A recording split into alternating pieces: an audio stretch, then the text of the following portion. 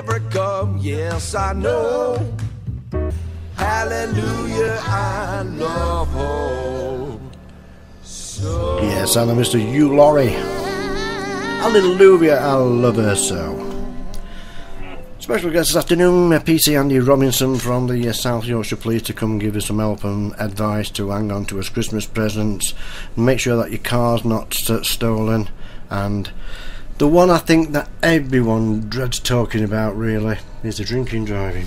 Yeah, I mean, drink and drive perhaps comes more to the forefront in Christmas, over the Christmas and New Year period, because obviously there are probably going to be more people going out between Christmas and New Year than at any other time, you know, in concerted numbers. But the message applies all year, but especially at this time. We have a significant drink drive campaign going South Yorkshire Police throughout December, and the message is quite clear. If you're going out to drink, don't drive. Arrange for a taxi. We talked about getting a reputable firm to take you, to collect you, to bring you back. Go out as a group and make sure there's a designated driver, and make sure you keep implied with Britvic Orange and Coca-Cola or whatever his tipple is, his non-alcoholic tipple is. And he or she will then drive you home safe. And also think about, because again our guys in the traffic department are looking at this very carefully, think about how much you had last night and whether you're in a state to drive the following morning.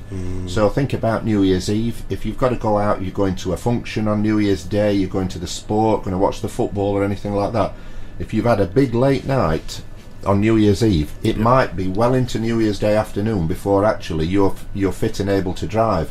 But most people will assume, I've had a sleep, I'm okay, I'm going to get in the car. You really You're not though, are you? You're not, and you've got to consider out, you know, if you've had 7 or 8 pints the night before and not finished till 2 or 3 in the morning. It's even worse, of course, if you do that and you say you go to a football match and top up with another pint. Exactly right. You're straight back where you began, aren't you, really? It's simply not worth taking the risk, and there are numerous reasons for that. The first is you will lose your licence, and you will lose it for up to 18 months on first conviction. If it's second conviction, you're looking at 3 years plus to lose your licence. And these days, when times are hard, if you lose your licence, there's a decent likelihood that you'll lose your job. And imagine the devastating effect that has upon your family life and so on, if you're not bringing the money in that you used to be bringing in. The other thing, of course, Mel, is how would you ever forgive yourself, regardless of whose responsibility it was, if somebody walked out into the road and you knocked them down?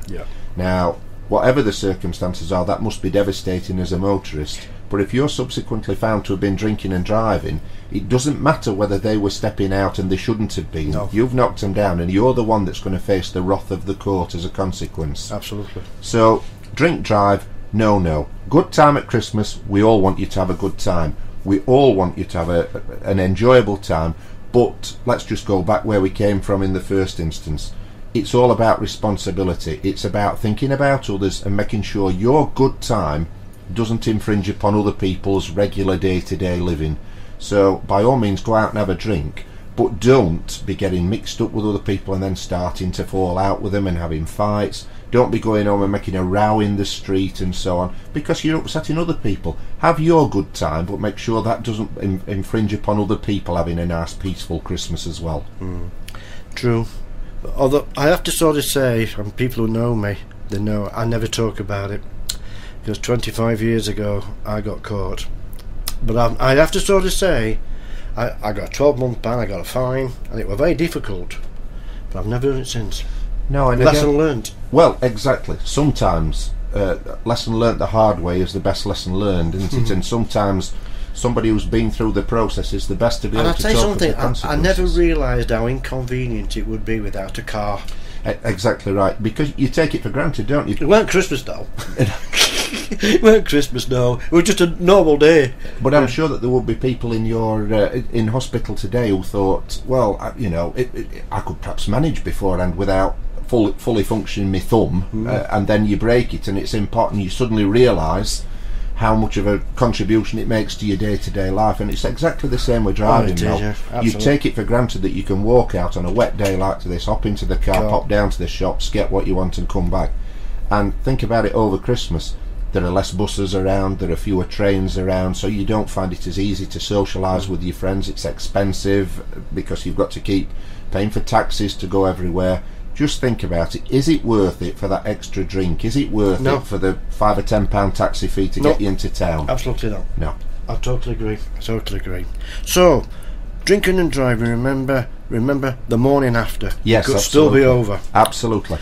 If you think you're going to drink more than you should, get a taxi. Get a taxi. Get a taxi when you're going home that evening. Get a taxi the following morning, whether that's to work or whether that's to go to a social event or whatever, or get the bus or get the train. But think, if I'm going to have a good time tonight, I may not be ready tomorrow morning to drive the car again. And you'll know that when you fall down the stairs in the morning. Absolutely. Yeah, absolutely. Then you'll know you're not very Yeah, good. Perhaps I shouldn't be driving today. Yeah. Andy, lovely. I could talk to you all afternoon, but we're running out of time. No problem. But we'll have to invite you back in 2013. Have a great Christmas and New Year. Thank you very much. Merry Christmas to all your listeners and to the staff here, and a peaceful and prosperous New Year to everyone. Okay, that's my special guest this afternoon from the South Yorkshire Police, PC Andy Robinson. This is Taylor Swift from the album Red, and we're never ever going to get back together again. Saying this is it, I've had enough. 'Cause like we hadn't seen each other in a month. When you said you needed space, what? Then you come around again and say, baby, I miss you and I swear I'm gonna change. Trust me, remember how that lasted for a day? I say I hate you, we break up, you call me, I love you. Ooh.